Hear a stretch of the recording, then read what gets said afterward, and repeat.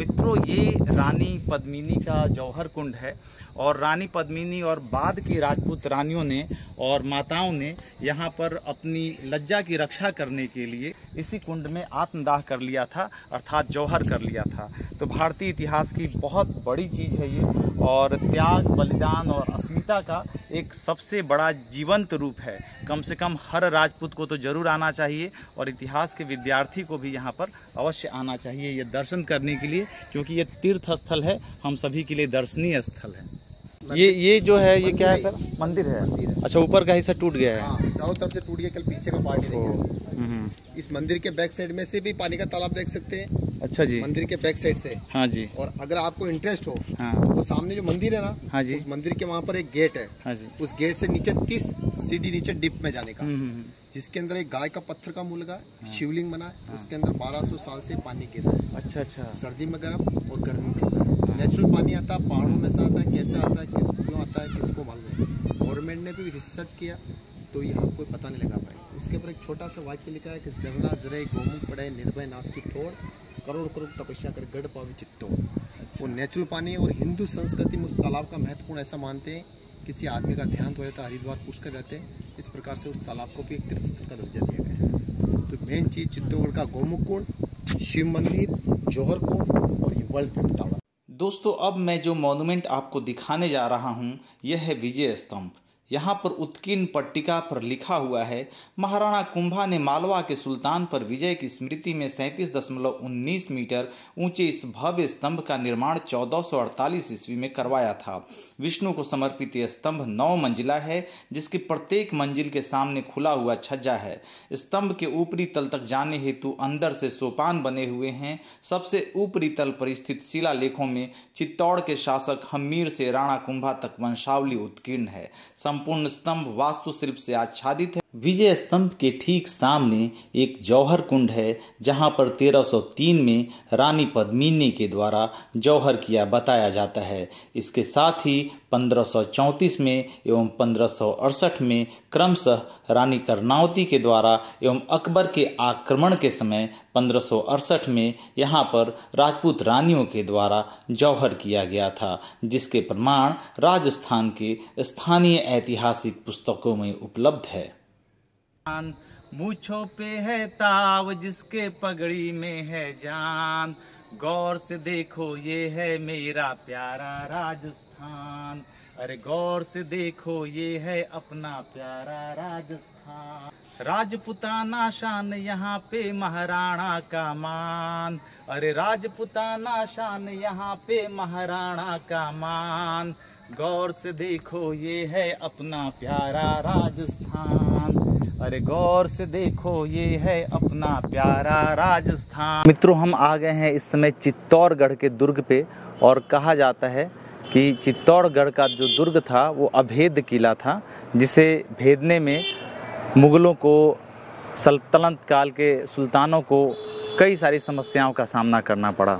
तो ये बड़े बड़े दुर्ग के द्वार हैं, 7 द्वार यहाँ पे बने हुए हैं और मैं आपको द्वार के गेट को दिखाऊं। ये कितना बड़ा गेट रहा होगा।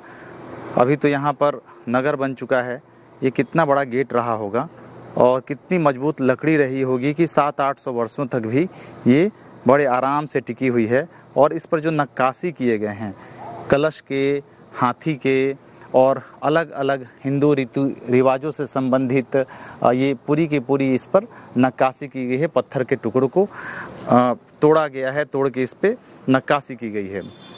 अब आप यहाँ पे देखेंगे कि ये जो होल बने हुए हैं दीवालों पे, कई बड़े बड़े छोटे छोटे यहाँ पे होल बने हुए हैं, चौकोर साइज़ में, रेक्टेंगुलर और स्क्वायर साइज़ में। तो क्या है कि ये तो आप देखेंगे दूर दूर तक आपको यहाँ पर दिखाई पड़ेगा ये दीवाल, और दीवाल जैसे चीन की दीवाल बनाई गई है उसी तरीके की ये दीवाल। और कहा जाता है कि चित्तौड़ का दुर्ग एशिया का सबसे बड़ा दुर्ग है। इसे विश्व धरोहर सूची में भी रखा गया है यूनेस्को के द्वारा और वर्ल्ड हेरिटेज साइट के अंतर्गत रखने के बाद इसकी सुरक्षा का दायित्व सरकार के ऊपर आ जाता है। ऊपर ये दुर्ग और किला यहाँ से शुरू होता है। आप ऊपर की ओर देखेंगे, मैं इसको थोड़ा सा और एक्सपेंड करके आपको दिखाता हूँ जूम करके। ये देखिए, जहाँ पर कई मंदिर, जहाँ पर अभी मैं आप सभी को ले चलूँगा। यहाँ पर कई मंदिर बने हुए हैं और पूरा का पूरा ये किला यहाँ पर दुर्ग बना हुआ है। राजा अपनी रानियों के साथ में यहाँ पर रहा करते थे। अब यहाँ पे आप नीचे अभी के समय में पूरा नीचे की ओर आपको शहर दिखाई पड़ेगा और मैं अभी जहाँ पे खड़ा हूँ यहाँ पर ये गुंबद, इन गुंबद पे सैनिक पहरा देते होंगे और पहरेदारी के लिए इस प्रकार की यहाँ पर व्यवस्था रही होगी। ये देखिए मेरे पीछे आपको ये जो है ये आपको गुंबद दिखाई पड़ रहा है, ये पीछे की साइड पे ये बैकग्राउंड में आप देखेंगे इस तरीके कई सारे गुंबद, हजारों गुंबद बने हुए हैं अलग अलग जगहों पे। और अब तो थोड़ी सी ये जर्जर अवस्था में हो गई है और इसके रिउन सी बचे हुए हैं। ये पीछे की ओर ये दीवार काफ़ी लंबी दूरी तक ये जाती है और यहाँ पे जो चौकोर चौकोर मैंने बताया था कि ये जो चौकोर होल बने हुए हैं इससे सैनिक दुश्मनों का टोह लेने के लिए दूरबीन लगा करके दुश्मनों को दूर से ही देखने के लिए ऐसा उन्होंने बनाया था। अब आप देख सकते हैं कि पहाड़ी चट्टानों को कितने मुश्किल से काट करके ये अभेद किला की जो दीवार बनाई गई होगी और तब के समय में क्या तकनीक रही होगी। तो बहुत ही बड़ा किला है और काफ़ी दूर तक फैला हुआ है। अब सवाल ये है कि क्या फिल्मों में जो कुछ दिखाया जाता है वो पूरी तरीके से सत्य होता है? मेरे हिसाब से नहीं, क्योंकि फिल्म में आप जानते हैं कि थोड़ी बहुत फैंटेसी हो सकती है। फिल्म को लुभावना बनाने के लिए उसे कई कुछ मनगढ़ंत बातें, कुछ कहानियों के रूप में कुछ काल्पनिक बातें भी उसमें रखी जाती हैं, तो उसमें बहुत कुछ तो सच नहीं दिखाया जाता है, लेकिन सच्चाई का कुछ अंश उसमें ज़रूर होता है। अब ये देखिए यहाँ पर आराम से कुछ गुंबद बनाए गए हैं और ऐसे एक दो नहीं बल्कि कई सारे गुंबद। अब ये दीवार काफ़ी दूर तक आपको दिखाई पड़ेगी, बहुत दूर तक ये दीवार दुर्ग की रक्षा के लिए एक प्राचीर इस तरीके से बनाई गई थी और दीवार के अंदर से ये सड़क, तब के समय भी ये सड़क इसी तरीके से विकसित रही होगी और इस तरीके के 7 बड़े बड़े गेट यहाँ पे बनाए गए हैं जिससे सैनिकों का, राजा का और पूरे की पूरी शाही सेना का यहाँ पे प्रवेश हो सकता था। तो ये काफ़ी बढ़िया और बहुत शानदार है। हर व्यक्ति को यहाँ पर कम से कम घूमने के लिए आना चाहिए, क्योंकि ये ऐतिहासिक धरोहर है और ये इसे हमें संजो करके रखना है। ये हमारी संस्कृति का, हमारी सभ्यता का एक हिस्सा है। मित्रों, फ्रंट के 7 गेटों में से स्थित यह एक गेट है जिसमें लोहे की मोटी मोटी कीलें लगी हुई है ताकि आक्रमण के दौरान शत्रुओं से इसकी रक्षा की जा सके। इस गेट की नक्काशी अपने आप में देखते ही बनती है। इसमें कई सारे मेहराब बने हुए हैं जो इसमें 4 चांद लगाते हैं।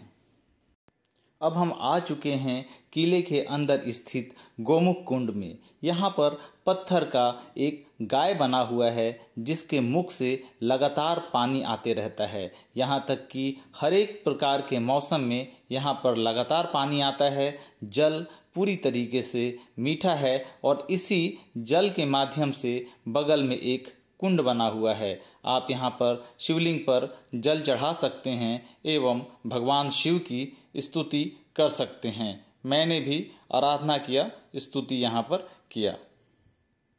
शिवलिंग पर जल चढ़ाने के बाद आप यहाँ के कुंड की सुंदरता को निहार सकते हैं एवं साथ में मछलियों को दाना भी खिला सकते हैं। यहाँ पर मछलियों को दाना खिलाना पूरी तरीके से अनुमन्य है।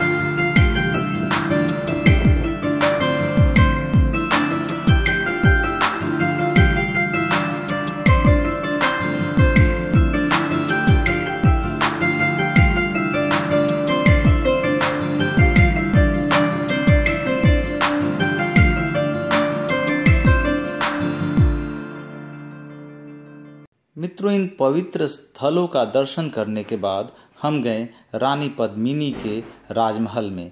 रानी पद्मिनी का राजमहल अभी भी खूबसूरत बना हुआ है एवं अच्छे तरीके से सजाया गया है। यहीं पर एक कुंड या तालाब है जहां पर कहते हैं कि गर्मी से बचने के लिए चारों ओर जल से बनाया कुंड बनाया गया था और इसी स्थल पर गर्मियों में 4 माह महारानी का निवास होता था।